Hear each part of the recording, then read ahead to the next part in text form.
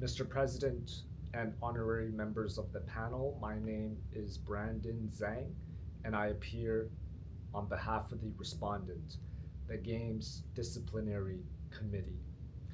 Today I will make one submission.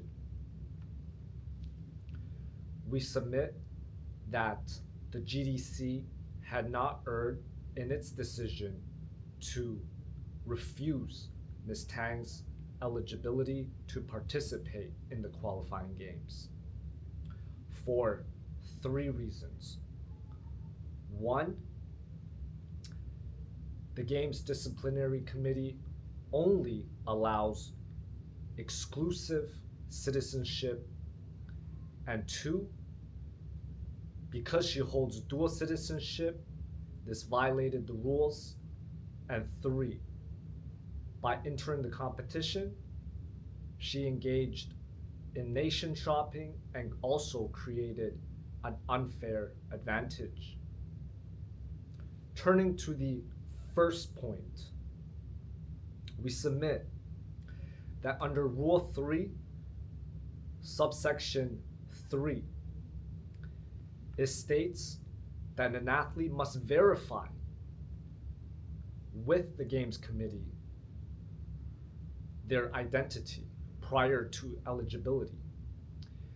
In the present case, if appellant had indeed followed the verification rules, the committee would have ruled her to be ineligible prior to the qualifying games, and this dispute would not have arisen. She is now contesting only because she had lost the match and lost the associated financial incentives that she had gained during her participation in the matches. As reflected on the evidence, she is a popular streamer and therefore has a financial incentive to join the games. However, on the more important issue of dual citizenship, in the 2013 CAS decision G&K Dynamo versus UEFA at paragraph 9.11, the court held that the rules must be applied according to their spirit, not merely according to their letter. The panel has to interpret the rules in question in keeping with the perceived intention of the rulemaker, not in a way that frustrates it.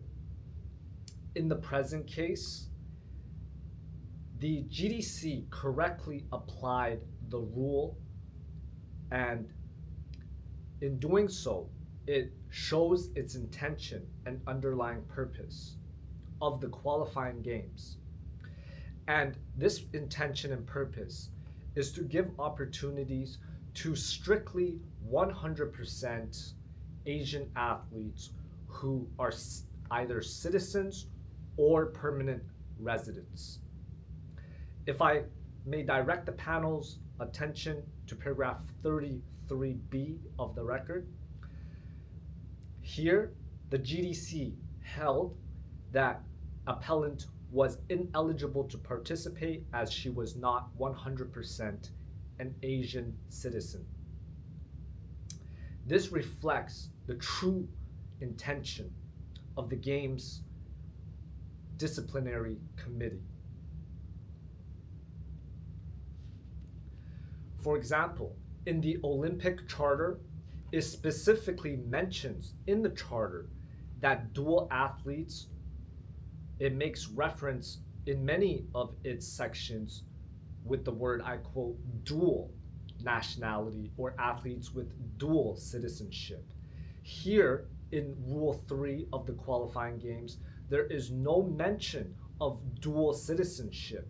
If the committee really wanted to allow dual citizenship holders to participate, it would have stated clearly anybody, including a dual citizenship holder, may participate, as this is standard practice in, say, Olympic charters, in Olympic organizations, and most of the international or world sporting organizations. They all use the term dual citizenship. In the present case, it is a regional sporting competition, and therefore it has not used the word dual citizenship.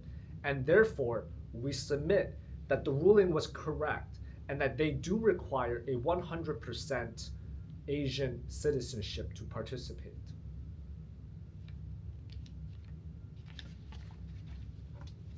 If there are no further questions, I will turn to the second submission. Here, we submit that appellant has no right to participate. The right to participate is not an absolute right. In the 2022 CAS decision, FUR versus UEFA, the panel held at paragraph 133 that it is impossible for a member's right to participate in competitions to be an absolute right, since there are likely circumstances when the right of participation must give way to other interests, such as another member's right to participate or in the wider interest of the community. And therefore, in our case, the right to participate for appellant is not an absolute right. And because it is a regional game, in her participation, she took away the opportunity from a 100% citizenship holder and therefore took over another member's opportunity to participate and compete in the qualifying games. And moving on to the third point, the record reflects that she has a financial incentive to enter the competition. Commentators have described this in many arbitration books as nation shopping. Here, for example, in the Melanie Rinaldi versus Fina case, at paragraph 56, the panel observed that athletes who consent and take advantage of the concept of sport nationality when they obtain financial and other benefits, allowing them to compete and gain personal satisfaction and prestige from representing their country.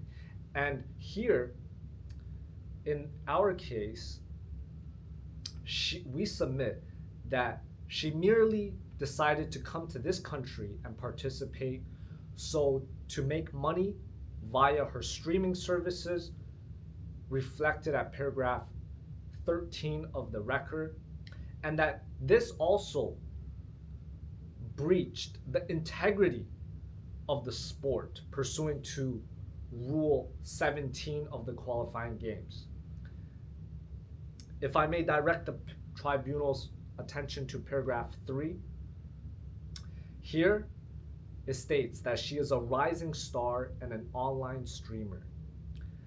Therefore, the evidence establishes she merely engaged in nation shopping to take advantage of her dual nationality to obtain financial benefits from her club and to gain fame and personal prestige through streaming.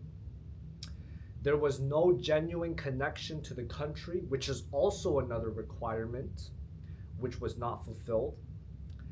And this only benefited her at the expense of other local athletes who also had a right to participate. On those bases, we submit that the GDC had not erred in its decision in finding appellant ineligible to participate in the games. If there are no further questions, from the bench. This concludes my submissions. Thank you, Mr. President and honorary members of the panel.